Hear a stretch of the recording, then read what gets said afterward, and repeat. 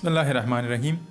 Daily معلومات channel کے معزز دوستوں، میں ہوں این علی۔ تمام دیکھنے والوں اور سننے والوں السلام علیکم۔ ناظرین، بیت المقدس کو اسرائیل کا قانونی دارالحکومت بنانے کی سازشیں ہو رہی ہیں۔ آج کے اس زیر نظر ویڈیو میں ہم آپ کو پیش کر رہے ہیں کہ بیت المقدس کو اسرائیل کا قانونی دارالحکومت بنانے کی کیا سازشیں ہو رہی ہیں۔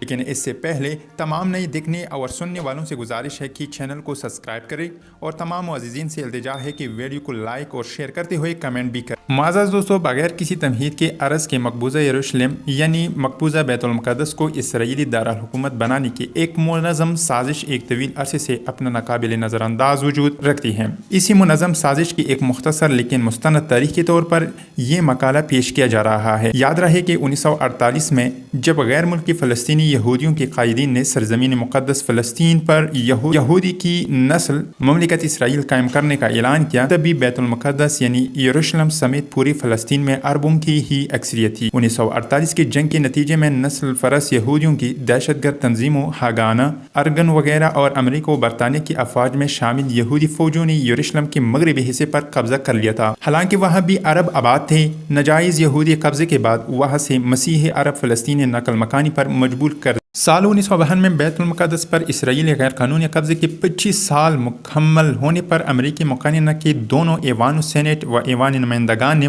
متفق طور پر ایک قرارداد میں اسے یروشلم کی ری یونیفیکیشن کی سالگرہ قرار دیا، یعنی اسرائیل غیر قانونی قبضے کی سلور جوبلی پر جشن منایا۔ دوسری طرف زیونسٹ اسرائیلی حکومت نے بہت ہی خوف انداز میں فلسطینی قیادت کے ساتھ مذاکرات کا ایک سلسلہ شروع کیا، چونکہ یہ مرحلہ ناروے کے شہر اوسلو میں طے ہوا، جسے سال 1993 میں اوسلو امن عمل یا امن معاہدہ کا نام دیا گیا۔ لگتا یوں ہے کہ فلسطینیوں کے ساتھ مذاکرات اور نام نہاد معاہدہ کا اصل ہدف اردن کی شاہ حسین کو فیس سیونگ فراہم کرنا تھا۔ سال 1995 کے اس امریکی قانون کے سیکشن 2 کا متن پڑھ کر ڈونلڈ ٹرمپ کی صدارت میں وضع کی گئی پالیسی کو باآسانی سمجھا جا سکتا ہے۔ قانون کے سیکشن 2 کا متن نیچے ویڈیو کے ڈسکرپشن میں موجود ہے۔ امریکی قانون کے مطابق سال 1950 سے یروشلم اسرائیل کا دارالحکومت ہے۔ امریکی حکومت نے بتدریج اس